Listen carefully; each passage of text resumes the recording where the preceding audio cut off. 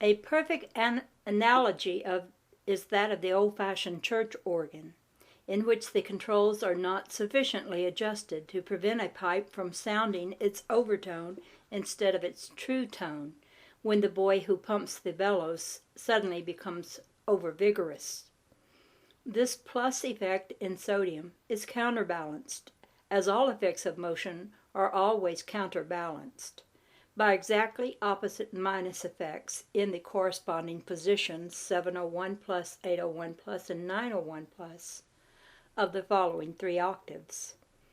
In potassium 701 plus, even though the proper red preponderance is recorded, sodium's offsetting discharge sweeps down through the blue side of the spectrum in a wave of increasing and decreasing intensity, ending suddenly in an intense line far down toward the violet.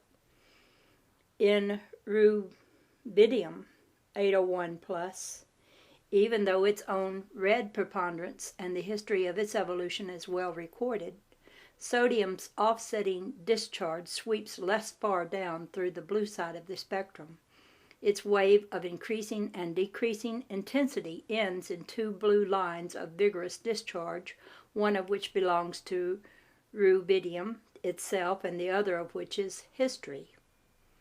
In caesium, C-A-E-S-I-U-M, 901 plus, sodium's offsetting discharge becomes equalized. The spectrum of any element can only be obtained when that element is in a state of incandescence, which necessitates an increase of radiative expansive pressure. This fact has much also to do with the recording of the overtone of sodium instead of the true tone. In the sun, for example, sodium is under tremendously high pressure, but upon this planet it is under low pressure. By subjecting it to a state of incandescence, its pressures become supernormal. There is a great difference of opinion as to the direction in which evolution is proceeding, whether from the direction of white stars into the orange and red stages, or whether the colored stars are younger and will become white with increasing age. The red stars are the younger. They evolve through orange and yellow to their white of maturity in the north apices of their cones. White in maximum motion is a reflection of white in inertia. When degeneration begins, first green and then blue predominate. They are aging. It must be constantly borne in mind that standard units of pressures and other dimensions in a potential position, such as that of the sun, expand and contract to fit the standard units of measurements on this planet. Therefore, all pressure color lines that are visible in the high pressures of the sun expand in the same ratios when recorded in our planet's lower pressures, so that when so recorded, they maintain their same relative positions. Also, it must be constantly borne in mind that increasing pressures are recorded nearer to the yellow, so that lines of consecutive octaves of increasing higher potential record themselves in the direction of yellow. If, therefore, yellow by the way of red is in the generative direction of north by the way of east, and violet by the way of blue is in the radiative direction of south by the way of west, pressure color lines must in some manner be related to the attraction of gravitation and the repulsion of radiation. If the red side of the spectrum indicates a contracting state of general active preponderance, it must necessarily follow that all masses which record the red side in preponderance are electropositive and preponderantly attractive. Their preponderant dimensions are plus. If the blue side of the spectrum indicates an expanding state of radioactive preponderance, it must necessarily follow that all masses which record the blue side in preponderance are electronegative and preponderantly repellent. Their preponderant dimensions are minus. Every photographer is familiar with the effects of the absorption of light by red, orange, and yellow, for these colors always translate their values darker than their constants. Conversely, green, blue, and violet, which are preponderantly light-emitting, always translate their values lighter than their constants. If the red side is contractive, generative, and attractive, then red systems must be adolescent.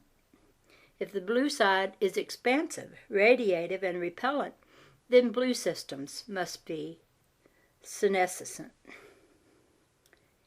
If the above premises are well-founded, and the color of a state of motion indicates the condition or potential of that state of motion, then color is as dependable a dimension as miles, feet, and inches or degrees of temperature and plane.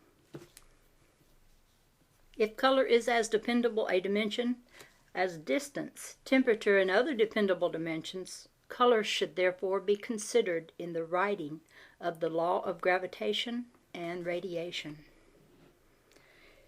And now we come to another chapter. It's called Expressions of Gravitation and Radiation, Universal Mechanics, Rotation, Revolution, Mass, Plane. The 12th, 13th, 14th, and 16th dimensions. In considering and comparing man's methods with nature's, let us first be reminded of the fact that the process of thinking out all ideal is universal. Man has no other manner of thinking out his ideal than has the universal one.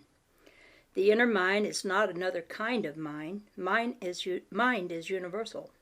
Therefore, there can be no two manners or methods or processes of thinking.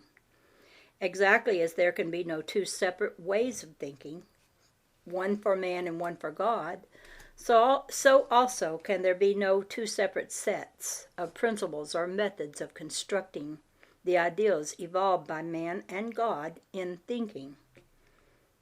The mechanics of the Universal One are the mechanics of man. The Universal One is the great architect and engineer. Man cannot transcend his principles nor discover new ones unknown to him. Man, the architect, designs supposedly new lines and forms and molds them into what are to him new shapes. Every line of it has long been traced in wing of bird or mollusk shell, every form or mass recorded in the crystal or the rolling sphere or in high mountains.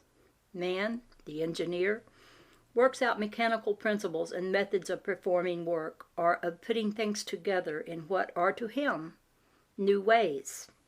He thinks of ways of controlling tension, torsion, stress, strain, expansion, contraction, compression, temperature, conduction, or induction. He invents methods of transmitting energy and of lifting tons, which are to him new ways. All ways he has conceived are universal and have been known to him because he desired that knowledge. Man has learned all that he now knows from nature's teachings, yet has he vast stores of things to learn as yet undreamed of by him.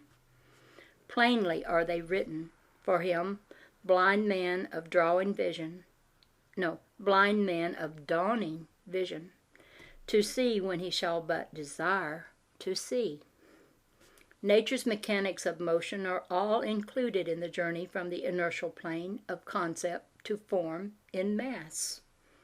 The journey to mass from plane is nature's kinetic work performing energy. Mass is her expression of work performed and locked up as potential energy. From the concept of form in plane to its ultimate expression in form through motion is a long journey which can only be covered by much hard work. At the end of the outward journey, there is a resting place of apparent cessation of motion.